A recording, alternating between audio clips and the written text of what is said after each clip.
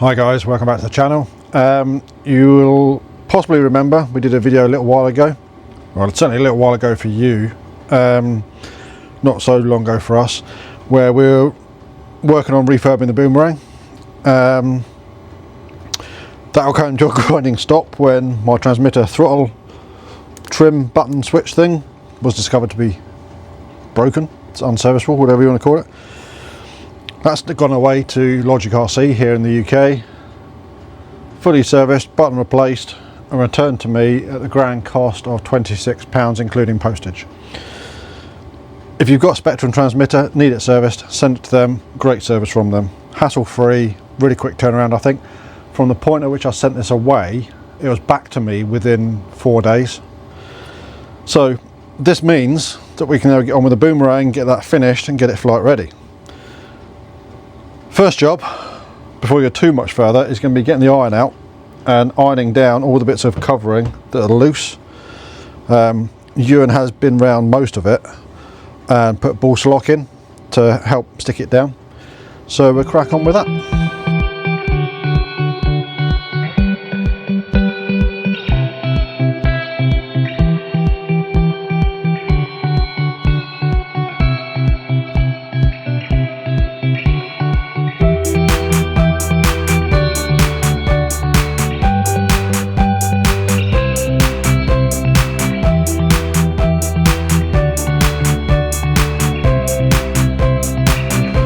So hopefully you'll have seen there, did the last little bits of covering that needed tacked down, but I'd actually forgotten this model of this era, the covering they used was like a one-shot type affair.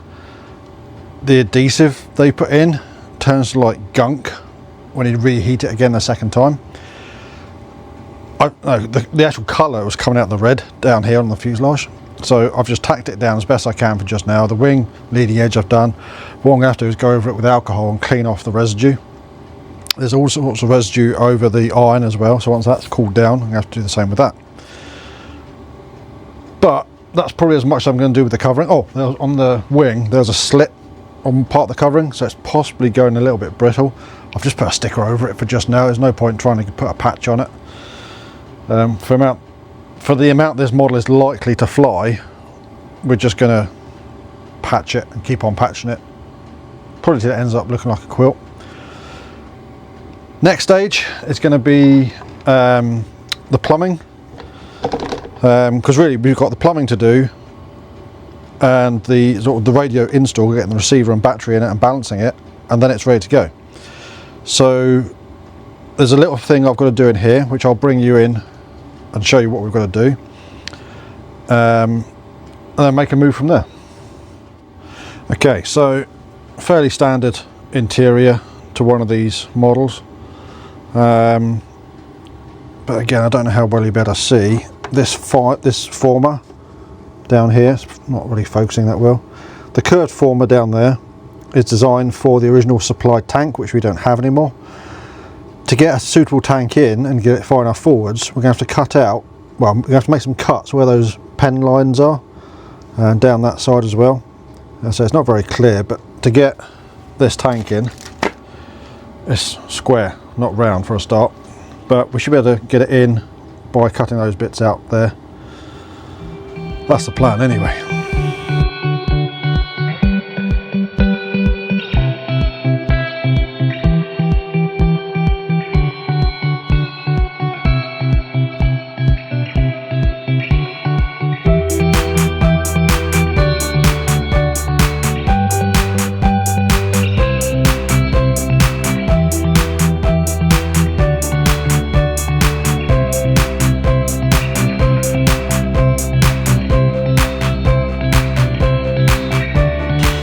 Okay, so what we've got, you might be able to see it a bit better now, a bit of more of an opening. You can see the batteries down there, because that's where it seems to kind of be balancing just now, but this tank does fit. I'm not going to push it all the way in because it's a bit of a bugger to get out, but it does fit through the hole.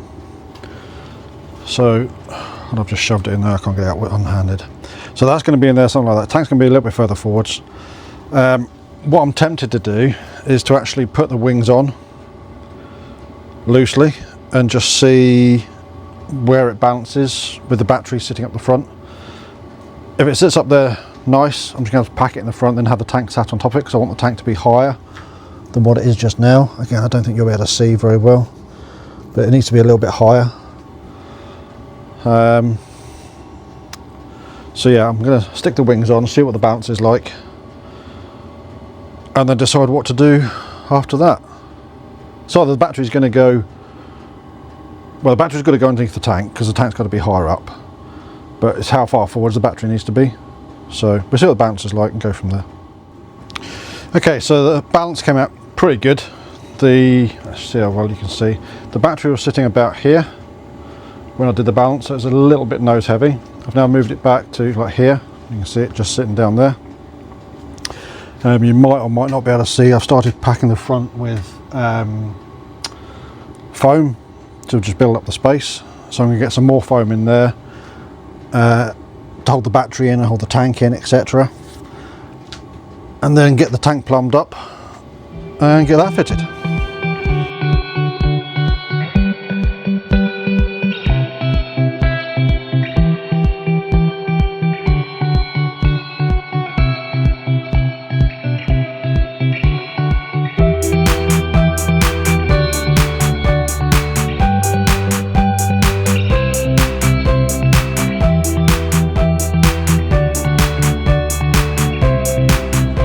Right, so it's done basically. There's a few more little bits and pieces to do, but hopefully in that time lapse you saw that I was working on the plumbing, getting the tank in, getting it all packed in. So the plumbing's done at the front end now. Tank, you can see it in there behind all this foam. Battery's just down below it, receivers in below that foam. The last little bits and pieces we've got to do, just got to get these wing dowels in a bit more secure, because these are a little bit loose in their holes. If I can even see where that one's coming through. It's a little bit of a rattle fit, but we can sort that out, that's not a problem. And then I need to get transmitter out and just make sure everything's still working. Now I'm still going to be using the same model memory from when we flew this before. So everything should be working. The only thing that might be different is the throttle link, which I seem to remember I was in the middle of setting up when the throttle trim went. So I'm going to give that a check everything else, make sure it's all good.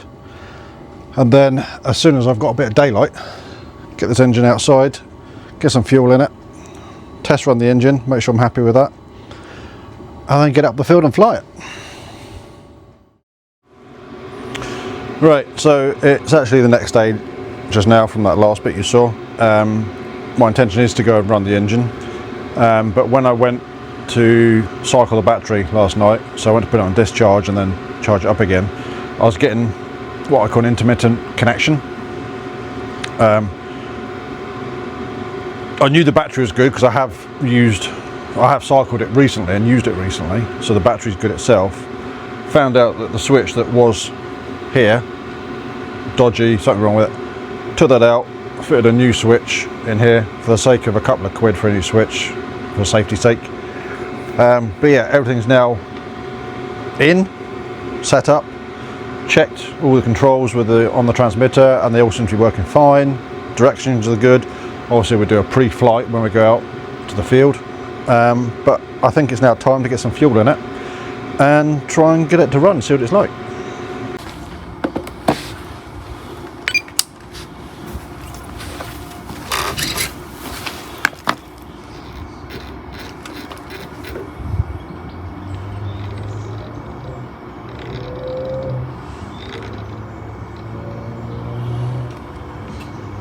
Can't get on to choke this.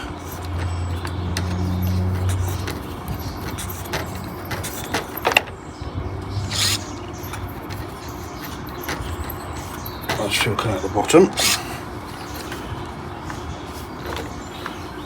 Right.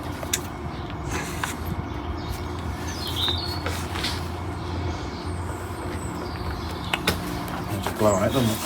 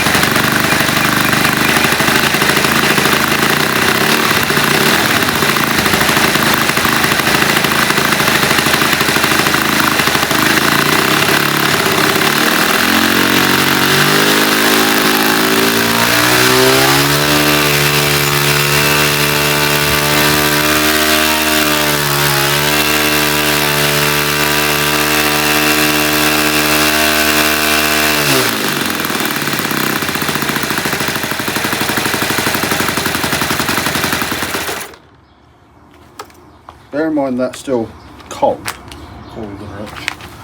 Well, I suspect that hasn't even warmed up yet. No.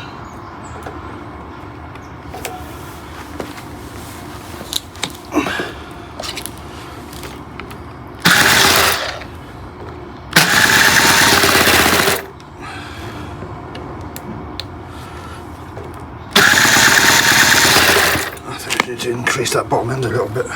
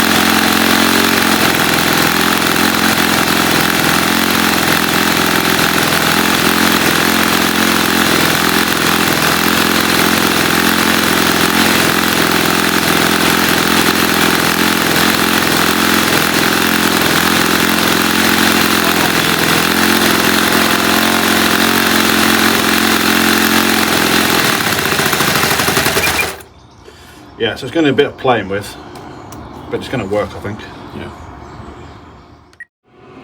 So yeah, that was a very quick fire up of the engine. It does run. The throttle settings are a bit out, but we also think the tuning's out as well. It's cold outside. It's only about -1, maybe freezing outside just now. So the engine didn't really warm up properly, but it seems to be running all right. It won't take much to get it running really well, I don't think. I mentioned about the switch. The very last thing we've got to do is secure these a bit more. I'm actually planning on mixing up some epoxy for another job in a moment, once I've finished speaking to you on this bit. But I'll just put a little smear around there and just slide it into place. It's just literally to tack it in. So yeah, this is now fully ready to go. So the last thing to do in this video is to actually take it out and fly it.